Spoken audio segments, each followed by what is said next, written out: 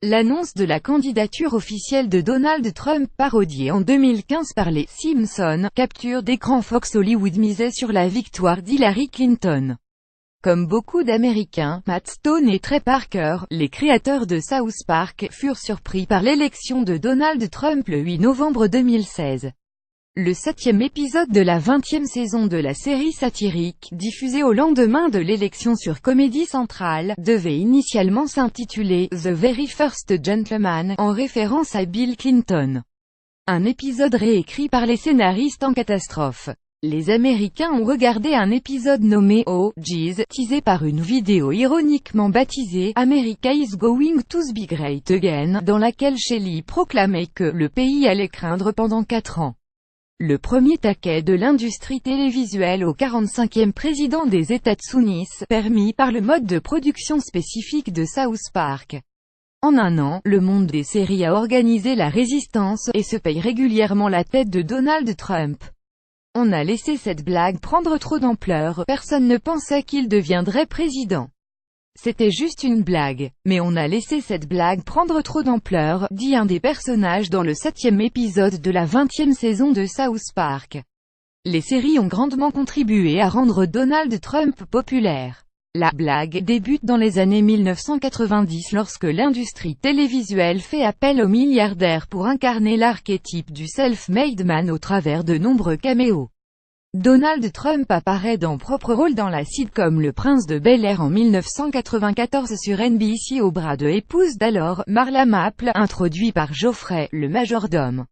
À sa vue, Carlton s'évanouit, Will Smith lui serre la main.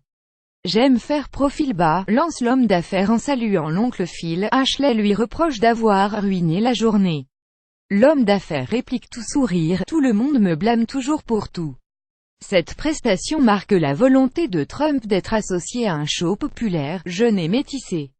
Donald Trump fait la connaissance de Monsieur Sheffield par l'entremise de Fran Finney, campé par Fran Drescher dans Une nounou d'enfer sur CBS en 1996. Il joue encore la carte de l'humour dans une série populaire en se présentant comme un homme d'affaires irascible. Lorsque portable N, il prie interlocuteur de ne plus jamais l'appeler sur cette ligne. Lorsque second téléphone N, il s'exclame « C'est mieux ». L'année suivante, dans l'épisode 24 de la 2e saison de Drew Carey sur ABC, Donald Trump offre aux héros de la sitcom des billets gratuits pour un match des Yankees.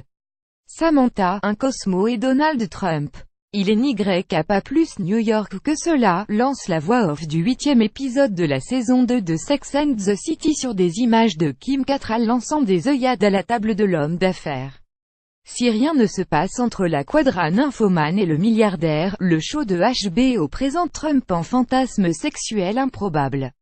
Dans The Job en 2001, Trump croise Elizabeth Hurley dans un restaurant à New York. « ESTCE que tu te la tapes ?» demande l'homme d'affaires à Cavalier. « Non, on vient juste de se rencontrer », répond ce dernier.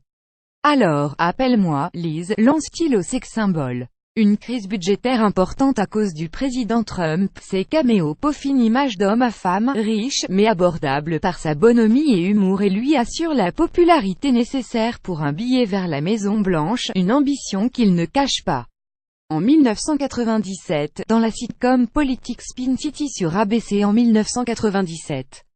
Introduit par Michael J. Fox au maire de New York qui le prie de s'asseoir, l'homme d'affaires s'installe dans le fauteuil de ce dernier. La blague commence. La sitcom Suddenly Susan prédit l'arrivée de Donald Trump. A volé toutes nos idées pour la suite d'House of Cards, ironise Robin Wright, l'interprète de Claire Underwood lors d'une conférence au Festival de Cannes, qui promettait la terreur à la fin de la saison 4. Beaucoup plus drôle que tout ce qu'on a pu imaginer, on a vraiment essayé de se moquer de ce qu'il se passait mais on ne pouvait pas suivre. Ce qui arrivait était beaucoup plus drôle que tout ce qu'on a pu imaginer, confient les créateurs de South Park après l'investiture au sujet de la prochaine saison de leur série satirique. La satire est devenue réalité, poursuit Vinti. Pour les 100 jours de Donald Trump à la Maison-Blanche, le 28 avril 2017, le président américain retrouve ses caricaturistes les plus fidèles, les Simpsons. Dans la salle de presse, Sean Spicer s'est pendu, Kellyanne Conway, la porte-parole de la Maison-Blanche, s'enfuit. Le président contemple le travail accompli, 700 followers supplémentaires sur Twitter, la possibilité de les ours en hibernation, sa fille Ivanka qui siège à la Cour suprême, etc. Lâche ton portable, implore le deuxième épisode de la 21e saison de South Park au président des États-Unis qui tweet des provocations visant le dictateur nord-coréen, Kim Jong-un.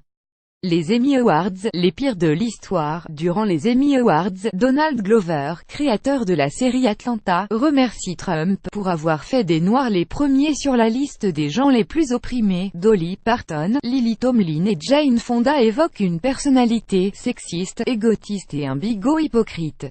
Une cérémonie dominée par The Handmaid's Tale avec 8 trophées sur 13 nominations, la dystopie publiée par Margaret Atwood en 1985, qui résonne comme une mise en garde dans l'Amérique de Donald Trump.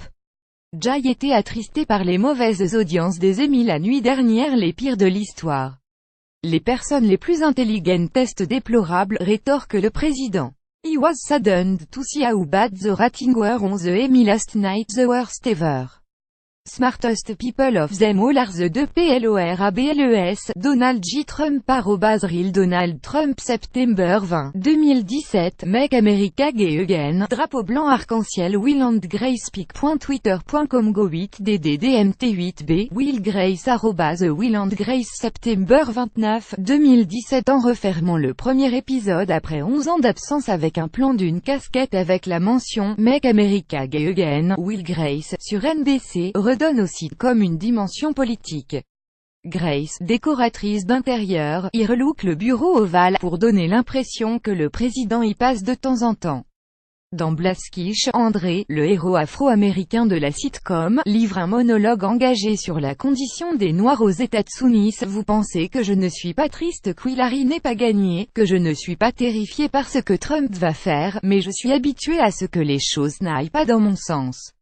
J'aime ce pays au moins autant que vous. Ne l'oubliez pas, personne n'est plus Trumpy que notre héroïne Selina. Elle prend position sans réfléchir, dit ce qu'il ne faut pas dire, se fait corriger et clôt la discussion par un gros mensonge, raconte Armando Iannucci, le créateur de VEP au Hollywood Reporter en avril. Nous vivons à l'ère des dynasties, que ça vous plaise ou non, nous vivons à l'ère des dynasties, constate la voix off au premier plan du remake du soap opéra des années 1980, Dynasty, disponible sur Netflix, sur des images des familles Kardashian et Trump. La saison 14 de Grey's Anatomy tacle même discrètement le président, à un patient à qui il vient d'enlever une tumeur, un médecin demande « Tu sais qui est le président ?» « Je préférerais ne pas savoir », répond la patiente. Dans la saison 3 de Supergirl, à la question est-ce que la présidente Marsden pense que le réchauffement climatique était bien réel, la secrétaire de presse répond « Oui, elle le pense. Elle pense aussi que 2 et 2 font 4 et que la Terre est ronde parce que la présidente n'est pas une imbécile. » Une attaque ciblée contre Trump qui estime que le changement climatique n'est qu'un canular. Au début de la saison 3 de Monsieur Robot, Elliot brise le 4e mur dans un monologue épique anti-Trump. Cela me semblait mal de ne pas le faire, explique à The Hollywood Reporter le créateur du show. On a hâte de découvrir la mini-série de HBO, produite par Tom Hanks sur l'élection présidentielle. Au travers la voix des scénaristes, des showrunners et des acteurs s'élève la protestation hollywoodienne contre ce président controversé. Si les séries ont participé à la fabrication de la mythologie de Donald Trump, nul doute que Hollywood espère désormais sa destitution.